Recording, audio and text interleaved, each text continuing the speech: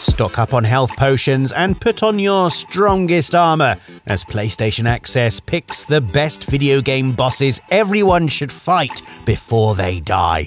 Has your favorite big bad made the cut? Find out in today's episode of the PlayStation Access podcast. Hello and welcome back to the PlayStation Access podcast, the official podcast of PlayStation UK.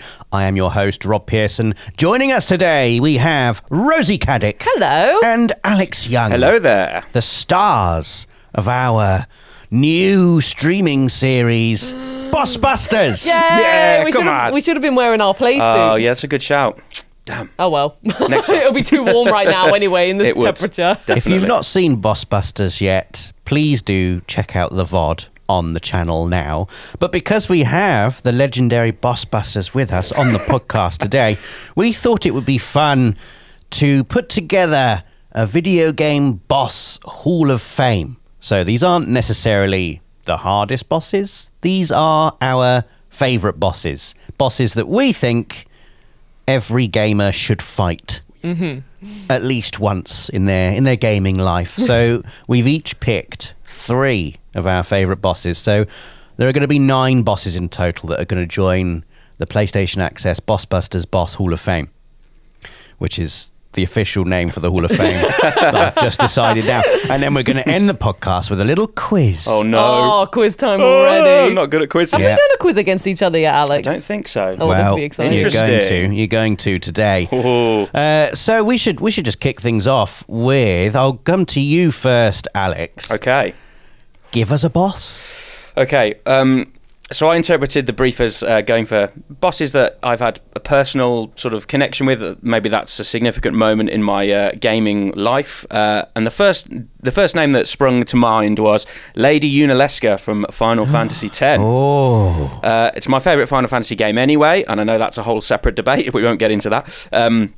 But yeah, it was the first time, I think the first time I played through Final Fantasy X, I must have been about 10 or 11. And it was the first time I'd really sunk my teeth into an RPG, and it had really got its hooks in me more than anything. And yeah, Lady Yunalesca was the first time I'd hit a proper wall in my playthrough. I'd had some struggles with the sphere that changes elements in the forest, and there was the Seymour fight on top of Mount Gagazet that was a bit of a challenge. A classic difficulty spike, yeah, that one. But I sort of... This one really felt like a wall to me. Her third phase, the Megadeth attack that kills your entire party, I just had no idea how you're supposed to navigate it. So from like just from purely like a technical standpoint, I was like, this feels like I'm going to have to rethink everything that I've been doing so far in the game. There's obviously something I'm missing. I'm scanning the sphere grid, desperately trying to find a solution to this. But the solution being, of course, spoiler alert for a game that's been out for a long time, the solution being that your characters have to have the zombie status effect applied to them so that you can survive this attack, which is normally a status effect that you would avoid. It's not an ideal... You can't heal characters that have this status effect. It does damage to them instead. So to me, that felt completely like thinking outside of the box. Like, this is a whole other type of strategy that the game is asking of me here. Yeah. And it just felt so cool that there was this other side to the game, this whole other layer of strategy to these battles that I felt like I just completely missed up to that point in the game. So yeah, from a strategy standpoint, I was like, this is amazing. But yeah, just the way that the fight, even before you get into the fight, you have this amazing cutscene where the characters decide to defy their fates and to break this chain of summoners having to die. They each get to say a really cool quote. I wrote down Auron's because it's the coolest one. It's, die and be free of pain, or live and fight your sorrow. It's just really, really cool. Love Auron. What a legend. They're all getting hyped up for this big fight. He's just a walking quote machine, Auron. Yeah. Literally, I still just, every time in a battle, I still just go like, enough! Like, like with Auron in my head, just the amount of times I always cheered for him when he said that. He's just the coolest. But yeah, the way the music builds during that cutscene and all the characters sort of get ready for this epic battle, and then it begins. And I have to say, I think actually that might be some of my favourite boss music ever as well. I think it's called Challenge, the song. And yeah, it's just really, the whole fight's epic. It's all about breaking this chain. It demands a lot of the player in terms of strategy, but it feels like a real like culmination of the journey, and almost entering new territory for these characters where they're not going to be continuing this cycle. You know, they're breaking the cycle and yeah, defying their fate. I think that's a great pick, and probably the first of a few Final Fantasy bosses that may appear in this episode of the podcast. Hilariously, I don't remember Unalesca as much because I think before going into Zanarkand, I think I'd basically done a load of grinding and finding of people's ultimate weapons. And so I think when I fought Unalesca, I just threw Wacker's Blitzball at her and it did 99,999 damage. Wow. And she just died. I won't lie, when you were talking about it as well, and you're like, oh, you need to have the zombie status, I was thinking, I don't remember doing that at all in any boss fight. So I probably also did the big grind until eventually I could just take the hits and then just isn't tackle Unalesca, away. she's at the end of a section of the game where you feel like you're about to go into the end game. So I think I'd basically done a bunch of stuff. I was so OP. Like there's also the fight with Seymour Omnis, like the fourth time you fight Seymour, which I think, in my opinion, is the best music in Final Fantasy X. And again, that was a non-event for me. I was just like, Blitzball. I love that. I love that it's the Blitzball as well. Yeah. Well, because you can get like their character's overdrive and you can save it. So I would always make sure I had everyone's overdrive ready before I went into a boss battle. And Wacker has like attack reels where he just flings off like 10 blitz balls. Yeah. And when you got his ultimate weapon, each one's doing like tens of thousands of damage. As a person that got the platinum a few months ago, attack reels is the best. It's the best overdrive in the game. Yeah. In terms of damage output, by far. Yeah. So you were onto something there for sure. Yeah. What I will say, just one final thing about the Lady Unalesca fight is. This cutscene beforehand is unskippable, and if you die numerous times, you end up having to sit through it over and over again. Classic. It's that classic thing. It's like, this is an amazing cutscene, but I'd like to just get on with the fight now, please. Yeah. I want to have another attempt. Come on. I mean, I feel like I've missed out a little bit because of being so OP when I fought Unalesca. Because I have heard you're not the first person I've heard say how that was like a massive difficulty spike for them, and you have to really adapt your strategy for it. Because like, you know, how are you supposed to heal yourself if you have the zombie effect? You've got to really pick your moment. That's it. Of when to apply it. And I do like in Final Fantasy X, you can see very clearly when it's going to be everyone's go. So you can anticipate and plan ahead, okay, I'm going to deploy zombie now. Yeah, that's it. And then hopefully survive Megadeth, reverse zombie, and heal yourself a little bit. That's it. That's the strategy. You've made it sound simple. Easy. No problem. But a great pick, Alex. Rosie, coming to you next. Give us your first boss to enter the PlayStation Access Boss Busters Boss Hall of Fame. Oh, well, whenever anyone immediately thinks, give us a boss, the first one that always pops up to my mind as probably one of my favourite bosses ever is King Dice from Cuphead. I love this boss for multiple reasons. Not only because when I was playing it with my boyfriend, who was my mug man, we're getting the platinum together. You can't call him that. So you call him. He knows he's my mug man. I'm Cuphead, he's mug man. Come home from work. Hi, mug man. How's your day been? Yeah. Is the kettle on? But so we saved King Dice on the hard difficulty for the final thing to get the platinum, and we both, because in our opinion that was like the toughest battle in the whole game. So not only is it special because the moment when we did that, it was the platinum popped, which was like a grind that we were doing for years. Amazing. But also because genuinely I think the boss is one of the most creative and just clever, interesting bosses I've played in ages. For those of you who don't know, King Dice, he's sort of like he's the character in Cuphead who's like the king of the casino. So he's the one who can set people up for gambling in games, and then, you know, this the devil's casino, so the devil will then pop in, and that's how he gets Cuphead and Mugman in this predicament, because he's like, oh, well, go on then, I'll have your souls if you lose this roll because you're doing so well. And King Dice is like the devil's henchman. So his whole boss fight is themed around like a casino and a poker table. I think it's a poker table anyway. It's like a card table. But it's not as if you start the fight and then it's just in you go, like slash, slash, slash, and anything like that. You have a dice in the middle of the board, and that dice is rolling numbers 1 to 3. And sort like a board game, depending on what you roll, you move places. And that can, so you can have ones which will give you an extra heart, or ones that will take you into a boss fight. And then you have mini boss fights within the King Dice boss fight itself. So you are constantly, like, the drum roll is going whilst you're there with the dice spinning and, like, you know, fully going like, so the tension is building. You're trying to plan, like, where you want to go on the board, but with the parry, you're like, please, please, please, I've got to time this right. And then also, the bosses are always in the same number slot, so when you do it again and again and again when you die, you know which bosses it is that you want to try and land on, because they're all different, they're all unique, and have their own little difficulty traits.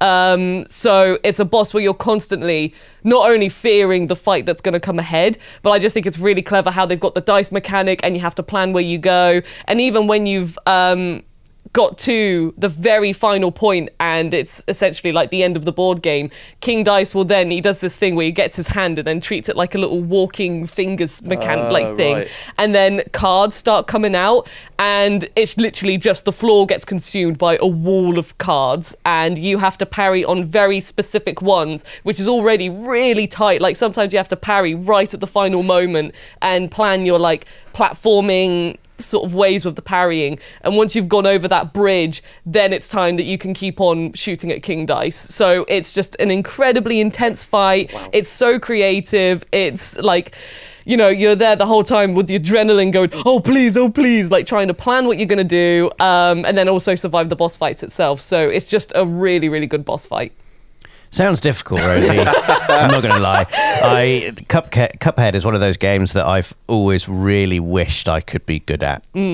Like Dark Souls. It's a fantastic Cuphead game. Just looks so good. The music's amazing. Yeah. I suck at it so much. I think you'll get there. Maybe we should do a series for you defeating Cuphead like you did Bloodborne. No, Rosie, don't put that in people's heads. Wouldn't that be great fun? I'd love that. I think that'd be great fun. I think you could do it. I believe in you. I don't believe in me. I'm going to talk about my boss now so we can nip this conversation in the bud. So I'm going to talk about a boss, surprise, surprise, from Metal Gear Solid now. And I think probably arguably the most iconic boss from Metal Gear Solid would be Psycho Mantis, but he's not my favourite boss. He's not the boss I'm going to put into the PlayStation Access Bossbusters Boss Hall of Fame. That boss is going to be Cyborg Ninja. It's my favourite boss in Metal Gear Solid. I was not expecting that. That is the moment where Metal Gear Solid for me really just accelerates. Like from there, it's just relentlessly brilliant. Yeah. I mean, it's amazing the whole game through, but that whole build up to that fight, you go into that corridor and there are all those dead guards all over the place. You hear this weird noise. The radar isn't working. It's like a little slice of mild horror. You don't know what you're about to face, and you turn the corner and this guard is seemingly hovering in midair, screaming out in pain, and he gets sliced and killed by this thing that's making, I think you'd be good at this noise, Rosie, but Cyborg Ninja's going, yeah, it's always like whispers, isn't it? And it's horrible. It's horrible. And then you go into the room, and this is when you meet Otacon for the first time. And he's so scared he wets himself. He does. And has to go and hide in the cupboard. And so the fight begins and you're unsure. As with most bosses in Metal Gear Solid, there's always like a gimmick. There's always like a thing you have to do, that you have to think outside the box a little bit to find the boss's weakness, to find what the boss wants to do. And for Ninja, it's the simplicity of it that catches you out. Because he just wants to fight Snake man to man, hand to hand. Hurt me more. It's the most simple thing. Only a fool trusts his life to a weapon, is what he says to you. And so you get the hint and you're like, okay, I'll put my guns away. We're just punching each other. And at the time, I was just blown away by how cool this room was. Like, you'll be fighting him by a desk and bits of paper will just like fly off the desk. You'll smack a computer screen, it'll spark and break. There are like generators and servers that you can smash and destroy. It's such a destructible environment. There are little glass partitions between these office cubicles that smash. It really feels like you are two people just absolutely going at each other. And it's very mysterious throughout the entire fight as well, because he's just constantly like, I remember that punch. You're like, who is this guy? I've been waiting for this pain. And it's so melodramatic, but so good. And then there's the little reveal at the end where, and I didn't have a clue who this was because I hadn't played the previous Metal Gear games. So when it's revealed that, oh, it's Grey Fox, I was like, oh, cool, who's that? He sounds really cool. He sounds very cool. But then the backstory of Grey Fox, a.k.a. Frank Yeager, is revealed to you throughout the game. And if you're coming to Metal Gear Solid having previously played Metal Gear and Metal Gear 2 Solid Snake, Grey Fox will mean a lot more to you. But it's just a brilliant fight. I'm a big fan of fights that are just you against another human-sized enemy with similar abilities. I really like those kind of boss fights. Yeah. Much more so, and I find them much more challenging often than the fights that are you against a screen-sized blob with loads of claws and arms. It's like, blah, blah, blah. When you have to fight someone of similar size and skill set to you, it's so exciting. And I think Cyborg Ninja in Metal Gear Solid epitomizes that type of boss fight. And it's my favorite boss fight in Metal Gear Solid. It also adds more drama when it's just like the human on human of the same abilities, when they're both coincidentally like as weak as each other as well. Like when you said that, it made me think of the boss with Liquid Ocelot in MGS4 when they're both like, they like inject themselves with like just a little bit of healing, so they're literally both worn out older men, and they're just gonna like start clobbering each other. The way the health bars transform and the music changes to go through the generations of Metal Gear Solid as well. Yeah. And that's amazing. That could easily be in there as well.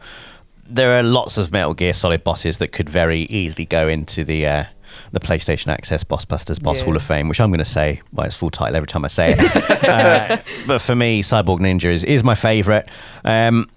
Alex, we're back to you now for your second entry, please. Well, the second one on my list was a Metal Gear Solid boss, but I think, I don't know how I will top that one. I think I'm going to go for a very personal boss fight experience for me, which is Onryoki, the first proper boss from Neo. Now, Neo is be a Neo boss in here somewhere. Any excuse. Neo is probably one of my favourite games ever, and a big part of the reason for that is that it's the first Souls-like I'd ever played. I just took a punt on it, really. It was on a good deal, and I thought, let's just try this out. This reminds me a little bit of Onimusha, a game I used to love. Let's just go for it and try it out. If it's hard, we'll just slowly work our way through it, and we won't get carried away, we won't get angry. We'll be fine. I definitely got angry. And Onryoki, for me, was, again, the first sort of proper wall that I hit. He's the boss at the end of the first proper level. We're not counting the tutorial level. The boss at the end of the tutorial level is called Derek the Executioner. And he is... Derek? Derek, and he is very easy. And all right. No. Show off. Oh, no. It's so easy, yeah. Honestly. Derek over here. Derek, poor Derek. And in stark contrast to that, the first level proper is a challenge in and of itself. But Onryoki, this is a proper boss fight, and I think it really sets the tone for a lot of boss fights in the rest of Neo. You fight, he's like a giant horned creature. He has chains attached to his wrists, and at the end of each chain is a giant ball. He swings them around. You're in this small indoor sort of like storage room on a ship, and so the sort of space isn't really working to your advantage. You have to think very carefully about your positioning. And he has quite large like window when you get into the flow of the fight, and this is what's really great about this sort of subgenre in general, and Souls-likes in general. Once you find the flow of the fight and those windows become apparent, man, it's so satisfying when you start to... I mean, my first go at the boss, I mean, it probably took me 15, maybe 20 attempts to get him down. But what a feeling it was, each attempt going in there and spotting those windows and slowly stringing together a sort of a strategy and when to push in and attack, when to back off, which attacks you can dodge right on, which attacks you can dodge left on, and really you can sort of start to see the pieces of the puzzle come together with every attempt. And it's the first time I'd experienced this sort of with any video game, really. So yeah, it really stuck with me as quite a significant moment, really. Once I'd finally killed Onryoki, I can't explain what the feeling was. I was just like, this is amazing. I need more of this. This is I just couldn't explain the feeling. And, you know, it does the classic video game thing where later on Ryoki, it's just a normal enemy later in the game. So there's loads of them. There's just a few of them wandering around. I love it when games do that, and also hate it. But yeah, honestly, I know it's quite a personal one, but I think maybe for a lot of Souls-like fans, their first significant boss challenge and overcoming that boss it's probably a thing for a lot of players of those sorts of games, I'd imagine. Yeah. I will never beat that boss. Is it Tower Knight? Well, on Ryoki as well. Oh, really? Like I'll never beat them. I reckon you could do it. You'll be okay. We'll have to try it. We should stream that as well. No. This is just coming up with ways to How torture many Rob. times in this podcast are we like, oh, you could do that, Rob? You can do that, Rob. Come on. Rob. I won't be doing it. Rosie, coming to you again for your second boss, please. So even as we've been having this conversation, I've had multiple bosses now popping into my mind, and I'm like, oh my god, which ones do I want to talk about? So I'm going to talk about... So you've just done like a Neo game, so I was going to talk about Gehrman from Bloodborne, because that's a very special boss to me. But to spice it up, I'm going to go to my childhood and talk about this boss, because for some reason, when I was a child, I was playing Crash Bandicoot 3, Warped, which is, you know, the first game I ever played, and I could do every boss apart from Tiny Tiger. I do not know why. The lions. Yeah, with the lions. I don't know if I panicked as a child. Everything I did, I just always remember that I could play the whole game myself, but Tiny Tiger was one that I would always get my brother to do.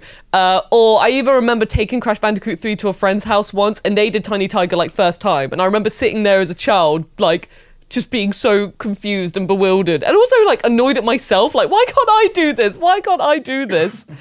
So I always remember Tiny Tiger as just, you know, nowadays I can do him absolutely, you know, he's fine, he's easy, but first time I get him done. But revisit, like, going back to my past and things, I don't know why I could always do Dingodile, Entropy, Engine, Cortex, which is one that a lot of people get stumped on. I could do all of those as a kid, but those lions with Tiny Tiger, and even when he starts jumping around as a child who's learning how to play video games, I didn't know where he was going to land. Like, he'd always just end up landing on me, the tigers would eat me, and it's just always a boss that I think I remember being like my first ever, I can't do this boss, but I can do the rest of the game, so I'm determined to beat this boss one day. It's not as if, you know, when you're a child, you get stuck on a boss and then you're like, oh, well, I'm not going to play this game anymore, it's too hard, like, if you know what I mean. Or you always get your older sibling or something to do that. But this was like the first boss that I was like, no, I can defeat this boss. I can do it. I can do the rest of the game. Why can't I do this one? And then it was many years later that I finally defeated Tiny Tiger myself, and I remember feeling so proud. Like, looking back on it, like I said, Tiny Tiger, we all know he's fine, he's easy. Just, you could even spin the lions away, which I would never have thought of doing as a kid, because they were lions and they were going to eat me. But that's always one that's just it's not a difficult boss by any means, but I had to put in a retro boss somewhere in this podcast, so I was like, that's probably my first instance of a very difficult boss that I really wanted to beat. Well, there is like a chaotic unpredictability to Tiny Tiger, I think, because so many bosses in Crash Bandicoot Warped, you can learn their attack patterns.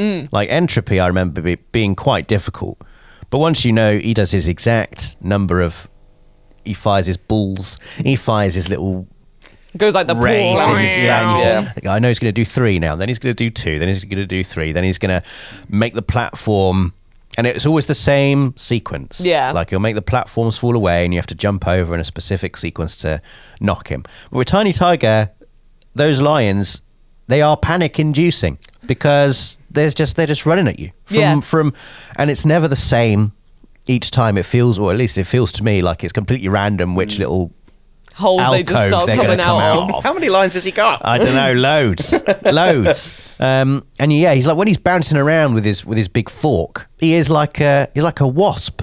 You know, when you're trying to swat away a wasp, and then it somehow just keeps coming towards you all the time. Like, go away! How do I supposed to get? And obviously, I had a very bad experience with Tiny Tiger on that Winner Plays On stream, where I just, you know, lost my composure and choked. Well, it's amazing though that boss, which is still like the first boss, it still even today can just choke you up and just get you. Apparently, there is a strategy for Tiny Tiger where you can hide in one of the corners. Oh yeah, it's a massive cheese, and in the Insane trilogy, they throw tomatoes at you. Oh yeah, great. Yeah, It's either tomatoes or cheese. I think they throw cheese, don't they? It might be cheese that they throw at you. Yeah, that's so cool. But when you like literally just go in a corner, then they cannot touch you at all. But the audience go boo and throw cheese. We demand more blood, more bandicoot blood. Yeah, good boss though. It's a good boss. It's not like a one for the graph of like, this is a really difficult boss. It's just a special one to little old Rosie. That could be a good one for a Boss Busters episode. Something a little bit more relaxed. We'll just do Tiny Tiger. We'll just do Tiny Tiger again and again and again and again. You can't do an hour and a half on Tiny Tiger. You can probably do an hour and a half for like all the bosses in Warp. That's like a good idea. Jump to each one and be like, we've decided. Taking down all of them. Because I had fun. trouble with Cortex. I remember Cortex had me in actual tears. I, at that point, had a PlayStation at my dad's house, so I only used to get to play PlayStation on a Sunday when I went to my dad's, and it was about 4 or 5 Sundays of not beating Cortex. Like the most heartbreaking thing was because he's got 3 phases. The third one, I knocked him off his little hoverboard on the third one, and then the pressure to knock him down the hole. I was like, he just wouldn't go down. Go down the hole, Cortex, please. I've done this fight now. I deserve to win. Then he gets back and then he gets back on his hoverboard. You have to do the whole phase again, and it was so demoralising. I always remember Dingodile, because I don't know why, but my dad used to always play the Dingodile boss fight. I think it's just because he loved the character Dingodile, so I'll always have the sound of like the sort of bazooka being like pew pew pew pew pew pew as you're running around the ice, and then the ice going like dung dung dung dung dung. Like it's ingrained in my memory, those sound effects. It's a great boss fight scene in Crash. Really are. Love it. Really good. I'm going to go to another Final Fantasy boss fight now because I don't play any other games, just Final Fantasy and Metal Gear, of course. Mine is a recent one. It's from Final Fantasy 16. It's the Hugo Kupka / Titan boss fight, which I think is one of the best boss fights I've ever played. Like, it's so good. Like, quite often you'll get like a boss where you'll feel dread or fear upon seeing them, but quite often in Final Fantasy 16 it's just like it's a power fantasy almost. You feel like, yes, I'm gonna kill you now, Hugo. You feel incredibly powerful as Clive, especially when you prime and transform into Ifrit, and those icon versus icon boss fights are so ludicrously epic that I've never seen anything in a game so gloriously over the top as that Titan fight. The only thing that rivals it is the Bahamut fight that comes quite soon after, which is also great, incredible. But the Titan fight for me just pips it because of how much Clive and Hugo hate each other. There's so much build up there. You've already fought him maybe a couple of hours before, and you're like, and he gets away, and you're really annoyed, and you're like, I need to finish you off. And then you come to him again, and he hates you as much as you hate him, because he blames Clive for the death of Benedicta, his love, and so he doesn't care what happens to him or his country at that point. All he wants to do is kill you. So he transforms into Titan. Clive transforms into Ifrit. They're just knocking the stuffing out of each other. The music's amazing. And then he transforms into like Mega Titan, the size of an actual mountain.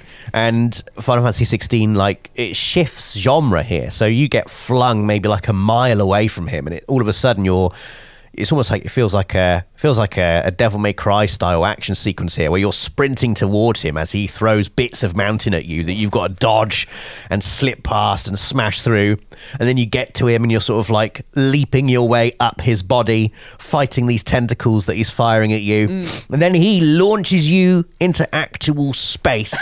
And you're fighting his tentacle in space, and then you grab one of his tentacles and like a javelin hurl it back down at him, and I think it does something ridiculous, like 4 million hit points of damage.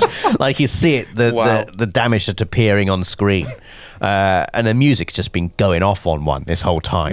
And you think that's the end, but it's not. Then it's almost like that scene at the beginning of the Two Towers where Gandalf and the Balrog are falling through the mountain, through the heart of Moria, but still fighting each other. It's that.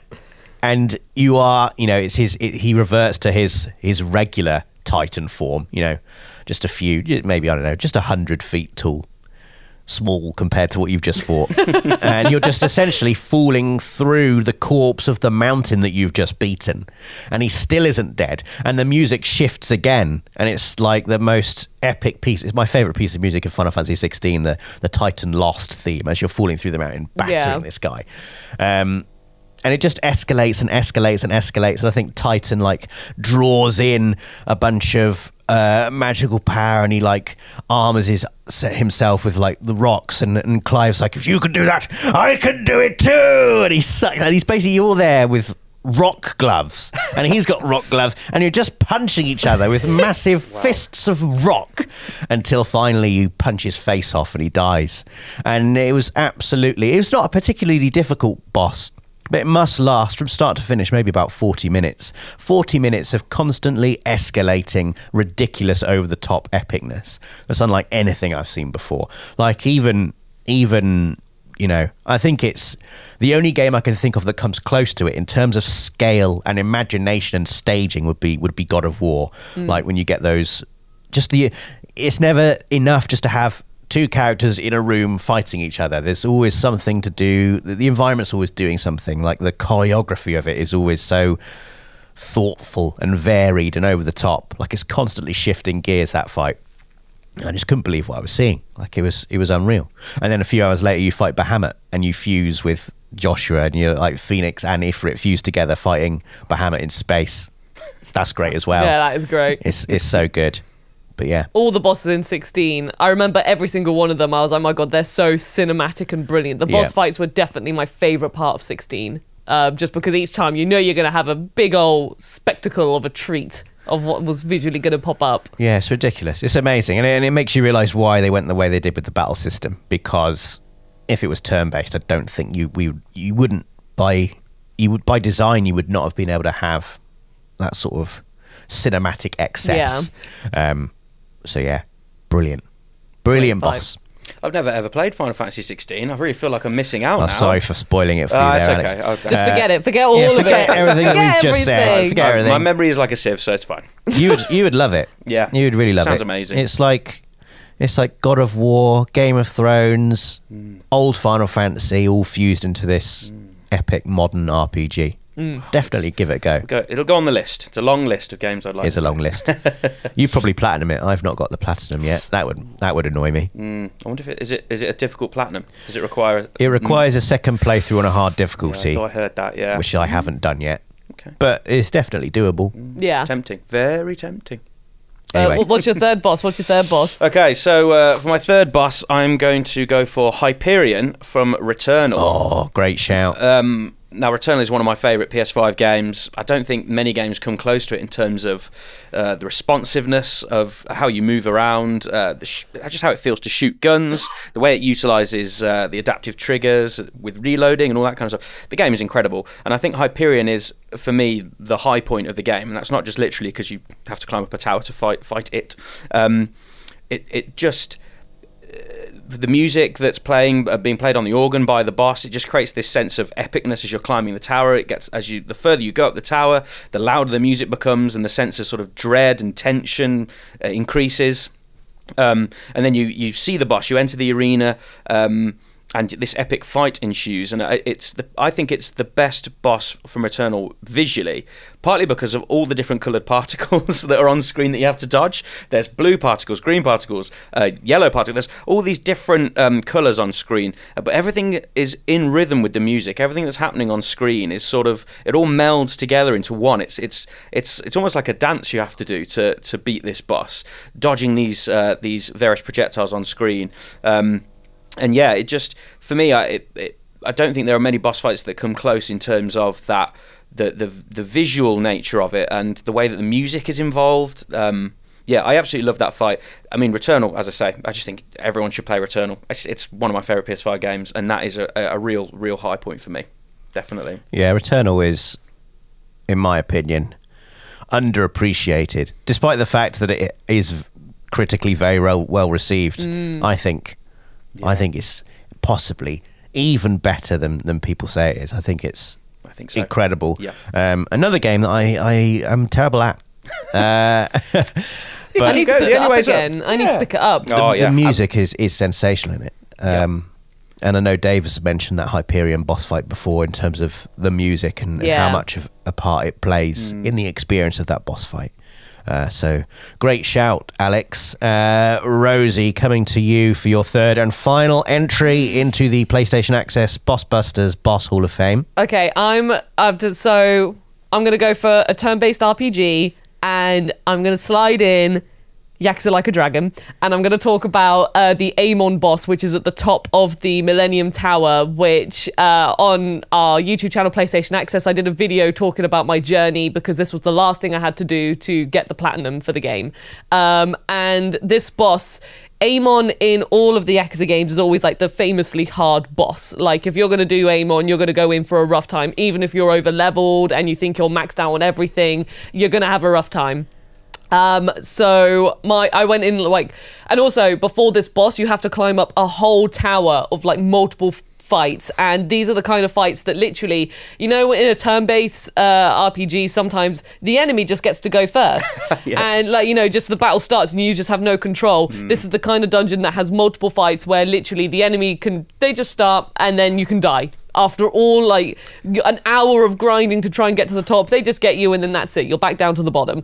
But when you reach Amon at the top, it's, first of all, an incredibly difficult fight, but also it's very, like, epic because the music adds to it. It's got Amon's theme that sort of plays at the beginning, and you start the fight with just you and your party and Amon. And so you're like, oh, like, look, it's 4 against 1. This is fine, but Amon's holding their own.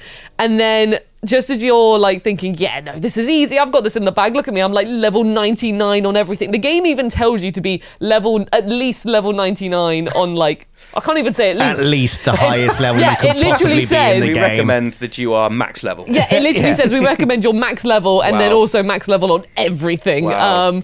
But even when you're like, yeah, we're all completely maxed, we're getting this Amon guy, he then summons like spirits of Kiryu, Majima, and Saejima, who are 3 like legendary members of the Yakuza. They're all famous in the series for being incredibly strong.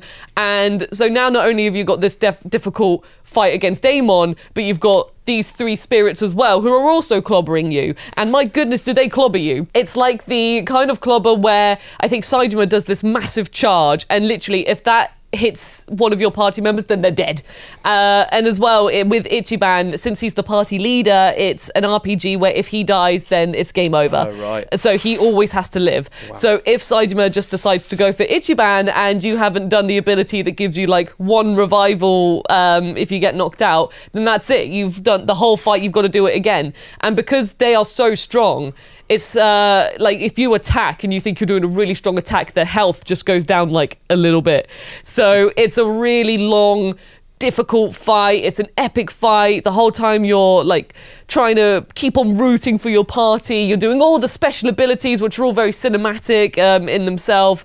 And it's just a really big epic fight. And the moment when you do finally finish it, you literally feel the same as the party members do when they're all like panting and wheezing. I remember I was like, on the video, and I said this, so I did this the night before we came back to work, and I think it was like 2 a.m, which was naughty of me, and I don't usually do that. But I was you, Rosie, that's like 6 hours past bedtime. Way past my bedtime. But it was the kind of fight that, you know, you can't save it before, so I knew that if I didn't do this now, then I would have to do the entire thing again, which was hours, because I remember I started it before dinner time. I thought, or it was just after dinner time, so I think I had my dinner at 7, and I thought, right, yeah, okay, I'll be able to do this in that time. Let's get the platinum, let's finish Yakuza Like a Dragon.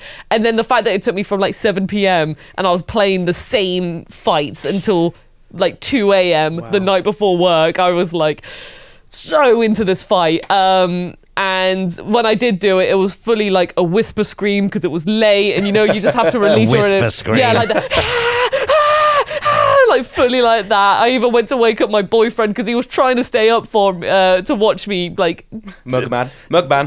Sorry, Wake up. Mugman was like trying to stay awake to watch it, and then literally just down, Wake up, Mugman! down the hallway, he heard me being like, and he went, did you do it? Like fully whisper screaming the whole time. And also, when I did the video of this sort of adventure that I took, I had to do the boss again. And I remember messaging like everyone at work being like, guys, I don't think I'm going to get this capture. I've been capturing it all day and I'm still on this dungeon. I haven't even reached the boss yet.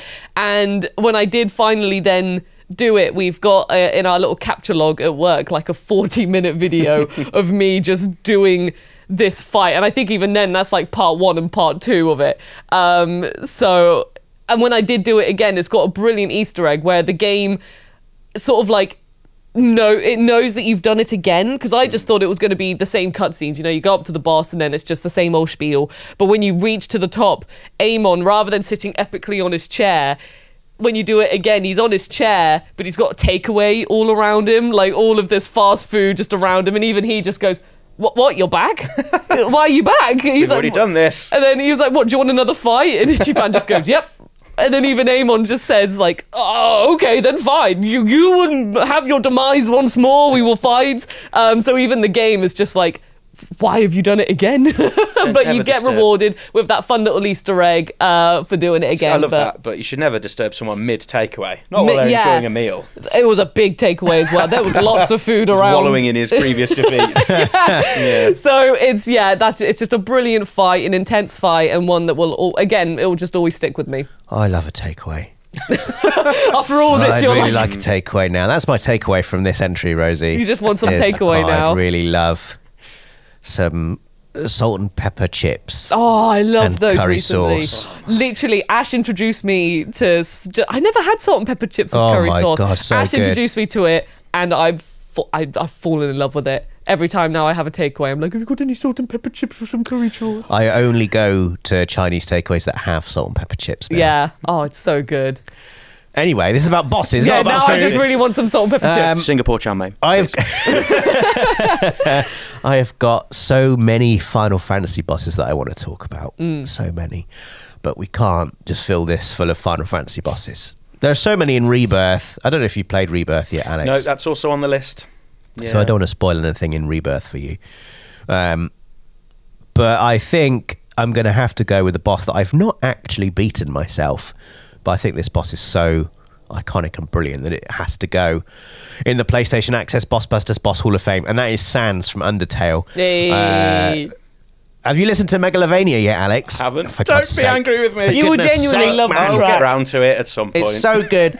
It's the boss music that plays when you fight Sans in Undertale. Cool. And Sans has been like your friend, I think. He's Yeah. like you don't have to fight him. He's like a good guy. He's like a little skeleton. Like a happy little skeleton. He's literally the most laid-back character. Like his whole thing in the game is just like, you know, he goes to work and he's like, I'm not doing anything, and stuff like that. He's just the most laid-back character. Him and his brother Papyrus, the other skeleton, they have lots of funny banter between them, and they're like comic relief characters pretty much throughout the entire game. But if you play through Undertale in the bad way, the bad playthrough, i.e. killing every single monster you come across, because you don't have to in Undertale. You can. It bucks the trend of RPGs by letting you get through encounters in alternate ways. For example, you can compliment enemies and they'll be like, oh, thank you, you like my hat, and that's it, they'll go away and you've beaten them. But if you do the horrible I'm gonna kill everything run, Sans comes to fight you at the end, and I don't think he wants to fight you, and he's one of those bosses that He does at that point. you wouldn't expect him to be powerful looking at him, Right. but he is by far and away the most difficult boss in the game, to the extent where he breaks the rules of the game itself. So the way you fight in Undertale is you have like a little hitbox and you control a little heart, and it's like a bullet hell type thing. You avoid enemy attacks by moving the heart around enemies' attacks, and then you get your chance to attack the enemy. And Sans like breaks the box, like he's like turning the box upside down. Attacks are coming outside the box. Wow. Is literally, you got to think outside the box Yeah. to beat Sans. You have to really learn. Have you beaten him, Rosie? I haven't beaten him, but I've definitely given multiple attempts. But one thing I always loved about Sans was that even when he's doing his, like, he has this whole speech where he says like, "Oh, the birds are chirping," and when you first do it, he does his speech, and then literally you'd think, "Oh, we're doing the fight now." He would ease into the experience, but literally he's just like, no, boom, boom, boom, boom, boom. He gives you this really quick attack, and he literally just has a joke, says, "What do you think? I wasn't just gonna do a really hard attack first? Why wouldn't I?"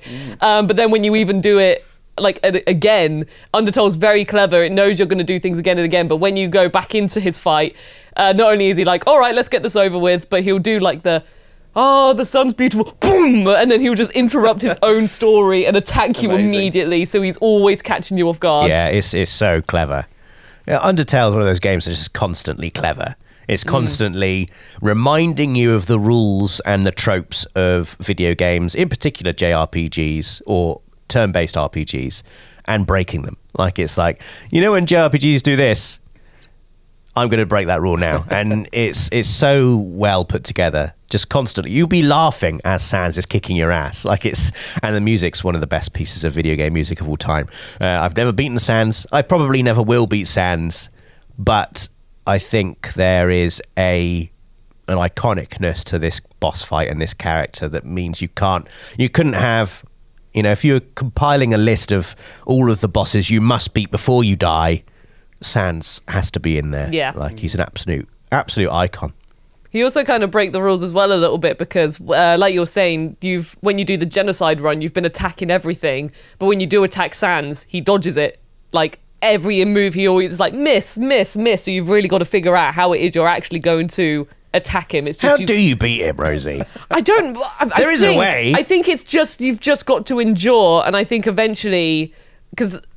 I won't lie, I've never really got that far in the fight. I've tried to endure as much as possible, but This would be the ultimate Boss Buster stream. Yeah, this would be... Can you take down Sans? It's making me nervous. You'd have to play Undertale, Alex. I would. I think you'd love it. Yeah. Even then, I think, like, because the gameplay of it is so simplistic in its way, I don't even think you need, like, necessarily prior experience. And also, because you'll be doing the boss again and again and again, is once you know sort of, like, the rules of the box, and in the genocide run anyway, you just kind of want to attack and things like that, then I think you could pick it up pretty quickly. Fine. But in all, I don't even know how to defeat him. I'll kill him. Just give me the controller. Because every time I attacked, it went miss, and then he'd scared. mog me, and then I'd like eat some buns to get my health back, and then that was it, and then I was a goner. I believe in you, Alex. I think you can do it. Maybe That's what you've been saying to me this Yeah, I whole was stream. gonna say. You can beat Sans, and I want to see you doing it in a Boss Buster Maybe stream. it could be a Boss Busters thing. That'll we've got a few episodes planned, so that'll give me some time. That'd be great. Time to prepare. I would love to see it, and I would be just there watching and cheering, and not having to do any of it myself. Yeah, maybe we could do that as like a finale for a could be really season or good. something. We've does got sound good. a little bit of time before we're going to get onto the quiz to finish off this episode. So if anyone wants to chuck in some honourable mentions that have been left on the cutting room floor. Oh, but there's loads. We'll just okay. get any order. Anyone could just shout out the name of a boss that you like, I was nearly going to put this boss in, but didn't. Okay, I was going to say Gurnham from Bloodborne because I mentioned him earlier, but Gurnham, very special boss to me because I love how the whole experience just seems to beautifully blend into a really quite emotional experience. Like, you start the fight, Gehrman's been helping you this whole time, and then you say, no, I don't want the hunt to end, and then you do this, first of all, really difficult fight with his massive, like, sort of, oh no, that's Father Gascoigne, but he does, like, really big attacks and stuff. But the thing that I love about it is that by the time you get used to the fight, the music, that's when it goes from like this just somber sort of violin and orchestra playing, and then when you get used to him, that's when the music goes, and then, like, that's when the choir comes in. And I don't know, I genuinely do not know how the game knows the point where you're gonna get, because we're all different, we all play games differently, but I think the point that where you're thinking, okay, I've warmed up to him now a bit, that's when the music gets just beautifully epic. And it's not as if it's like reach this part of his health and then it happens. No, it's just a track. It just knows how the fight's going to play out. And I think because of that, it's always stuck with me. It's just an overall beautiful experience. I soloed Gehrman. You did? Did you do Gurman first time? No. No. No, in fact, I remember. didn't do it on the stream, but then I went back in my attempt to get the platinum, because you have to do the ending in 3 different ways, Yeah. right? You have to not fight Gehrman, fight Gurman, and then fight Gurman and the Moon Presence. Yeah. And so yeah, I soloed Gurman. I didn't do it on stream, but I did do it, and I was incredibly proud of myself. You were always really good at parries, weren't you, in Bloodborne? I think against Gurman. It's the one-on-one fights against human-sized enemies. Honestly, I would take those any day over the big, stupid blobs that are just screaming at you. Well, speaking of big and stupid, no, that's probably not fair. One of the honourable mentions I had was Radahn from Elden Ring. Oh, that's a great fight. Because that fight, you know, being out in that big desert landscape, just the scale and spectacle of it, all charge. You summon in some allies. I think there's 4 or 5 you can bring with you, all charging at this big giant warrior.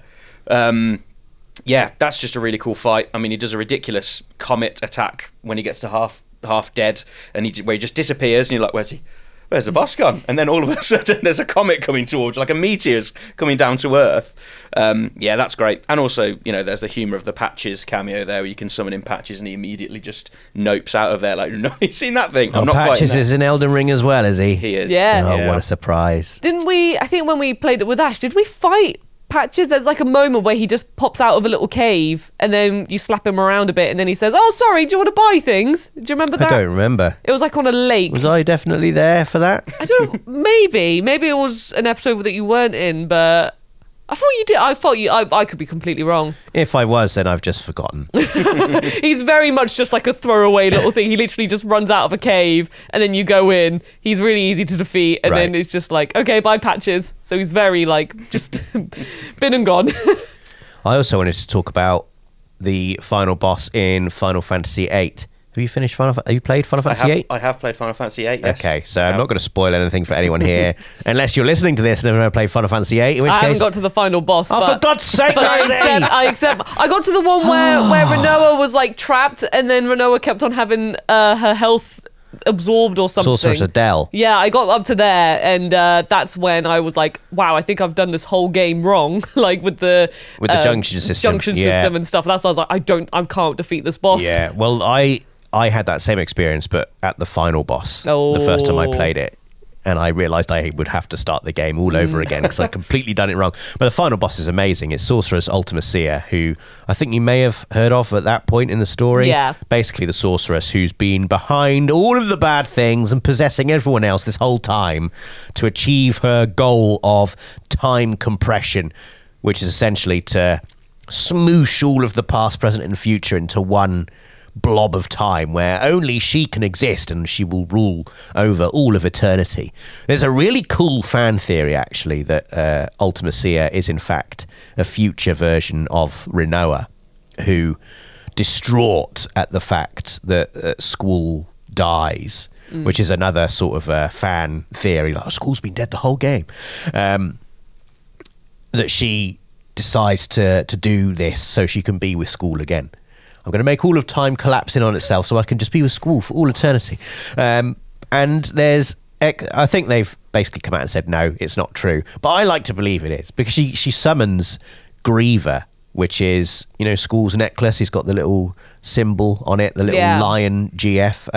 So Ultimacia has that GF and she summons it when you fight her. So you fight her just a human form.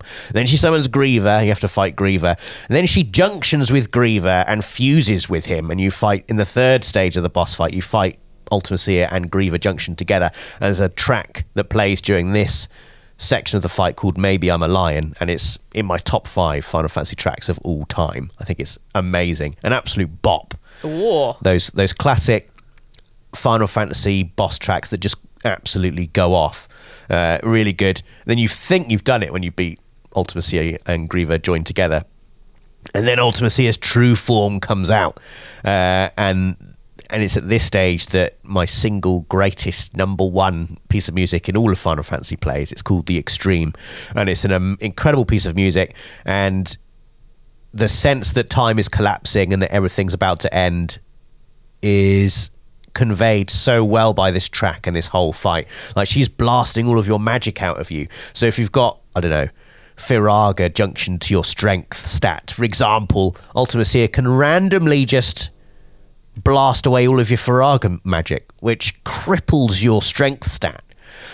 So she can massively weaken you during this boss fight, and everything's on the line. She does this attack that takes everyone down to 1 hit point, which she likes to do regularly. So you have to be there with basically like a whole stack of mega elixirs, constantly chucking them up. But she can get rid of your ability to use items as well. Like it's a very, very difficult fight. The music's incredible. I think it's my favourite final boss fight in any Final Fantasy game. Oh, wow. Big claim. Really, really good. So yeah, good luck if you ever get that far, Rosie. Well, I really need to reboot Final Fantasy VIII and just, fully understand the system and then play it how it's meant to be played. And then the ending that plays out after it is, which I won't spoil, is just glorious. So I just want you, even if it's just to experience the music, there's 2 tracks there. Maybe I'm a Lion and The Extreme that are both incredible. Well, I'll have to check it out. Yeah, do it. Also, sliding in with Final Fantasy VI, I'm just going to say Ultros from Final Fantasy VI. Ultros it's like 3 or 4 times you fight I know, Ultros. but that's why I love him and he has to go on the board, just because every time you fight him, he made me laugh. Like, he's not even necessarily difficult. Like, he just makes me laugh, and you've got to love a boss that just is adamant that it's going to defeat you, and then it just keeps on popping up. I'm just like, oh, I love you, Ultros. Ultros is great. But we have reached the point in the podcast where it's quiz time. Quiz time. Oh, no. It's Rosie versus Alex. Bossbuster versus Bossbuster. Okay. So we've done this format before.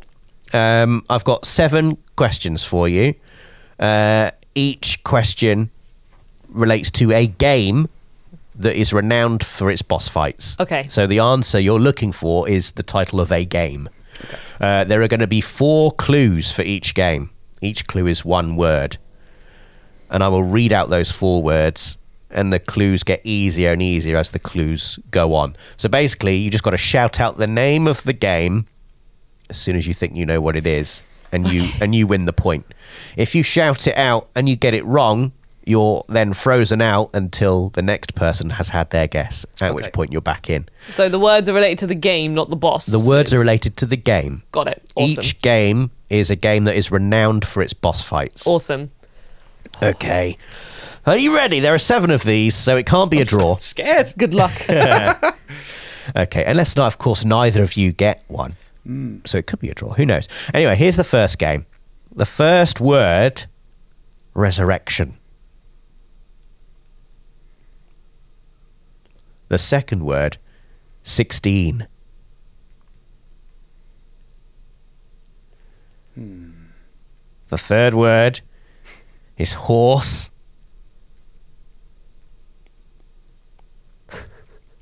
Oh, come on. And the final and 4th word is climbing. Horse has thrown me off. Horses, climbing. 16 and resurrection. I'm struggling. Is 16 Final Fantasy 16? That's my guess. That is incorrect. 16? What's 16? Is it like 16 bosses? Climbing, horses. Horse is the word, not Horse. horses. I know. With I'm disappointed in both of you. Hades? Incorrect. It's got no horse in The it. Shadow of the Colossus. Oh, that's yeah. Everyone is disappointed in the pair of you. Everyone That makes disliked sense. that. That makes sense now. 16 bosses. I was like, I bet it's 16 bosses or something. It's 0-0, incredibly, after the first round. Here's the second game. The first word, bells. Dark Souls. Correct, Alex. Oh, nice. He's Quick. in there very quickly with that. Now I've just got to make sure Rosie doesn't get any of the others right. And I'll grind out a 1-0. Yes. 1-0. Okay. Game number 3. The first word, astronaut. Returnal. Incorrect, Rosie. Rosie took a risk and I went in did. there early. I did. Trying to equalise. So, Rosie, you're frozen out until such time as Alex gives an incorrect guess, in which case you're both back in. The second word, Alex, is bees. Oh, It Takes Two. Incorrect. Right, Rosie, you're back in. I'm back in. The third word, revolver. Oh, Metal Gear Solid 3 Snake Eater. Correct, Rosie. Yeah. It's 1-1. 1-1 after 3 games. So there's 4 games left. Could still be a draw. Okay, so game number 4. The first word, mistletoe.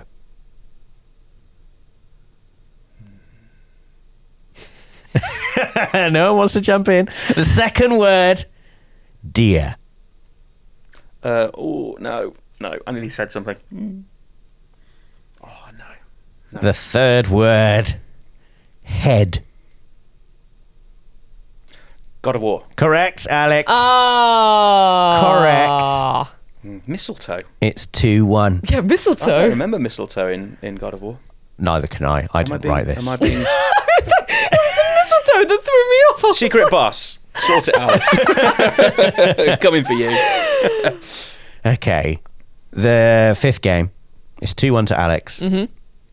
3 games left, Rosie, so all to play for. This could be a tricky one. The first word is Halloween.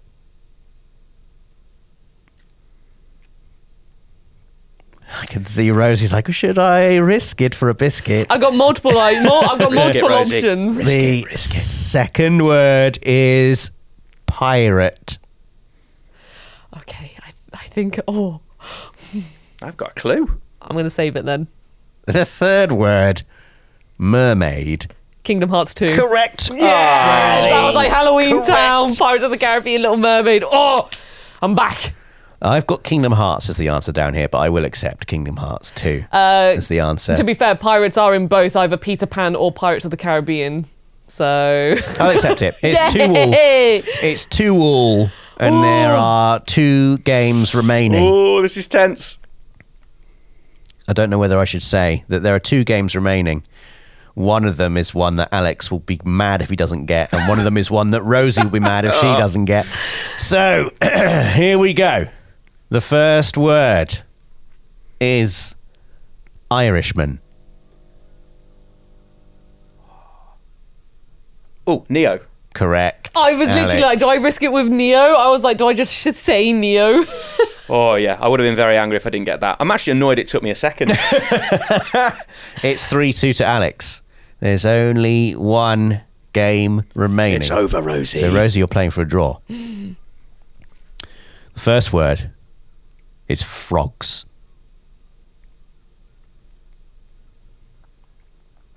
The second word, it's actually 2 words, is fruit machine.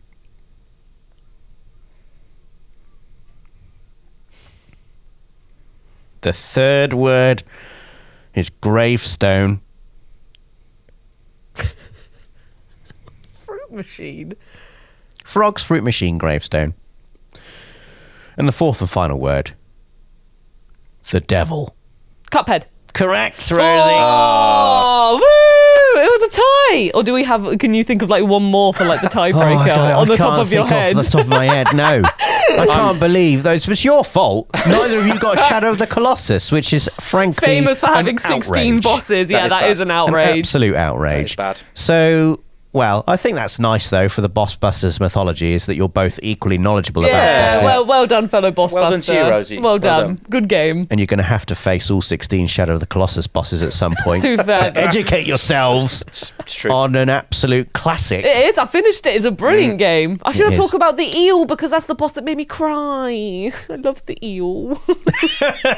The eel. Yeah, the fight where in Shadow of the Colossus where it's like an eel in the water, and I just fell in love with it so much that when you don't want to kill any of the Why bosses. that one specifically? I just remember. They're all sad. They're all sad, but I just remember the eel, and I just remember that when it like slows down for the final like, ching, and then you see it like crumble and fall down. It made me cry. I felt nothing. We've got a job to do. Just get on with it. Well, there we go. Thank you, Boss Busters, for joining us on Thank you our for the quiz. Boss Hall of Fame special. Thank you for listening and watching. Please do add in the comments any bosses that you feel should be added to the PlayStation Access Boss Busters Hall of Fame. Please do check out the first episode of Boss Busters on the VOD if you haven't seen it already. And join us in 2 weeks' time for another episode of the PlayStation Access podcast. Thanks for watching. See ya.